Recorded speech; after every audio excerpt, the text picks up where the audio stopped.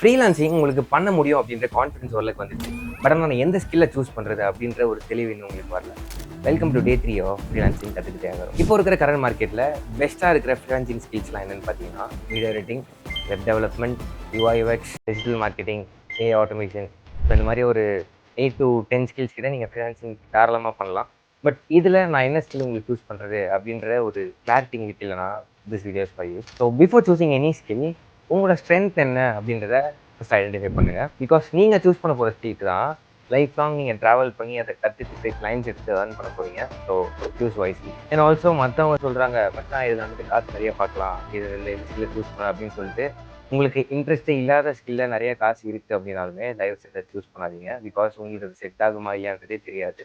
So இதில் நீங்கள் நிறைய காசு பார்க்கலான்ற ஒரே இன்டென்ஷனில் போனீங்கன்னா மேபி ஃபியூச்சரில் வந்துட்டு நீங்கள் திரும்பி ஸ்கில் ஸ்விட்ச் பண்ணுற மாதிரி இருக்கும். ஸோ அதே மைண்டில் வச்சுக்கோங்க. அண்ட் ஆல்சோ ஃபைனலாக நீங்கள் சூஸ் பண்ண போகிற அந்த ஒரு ஸ்கில்க்கு கரண்ட் மார்க்கெட்டில் வந்துட்டு வேல்யூ இருக்கா, லைக் டிமாண்ட் இருக்கா அப்படின்றத பார்த்துக்கோங்க. அண்ட் ஆல்சோ நீங்கள் சூஸ் பண்ண போகிற ஸ்கில்க்கு வந்துட்டு காம்படிஷன் ரொம்ப லெஸ்ஸாக இருக்கும், டிமாண்ட் ஹையாக இருக்கும்.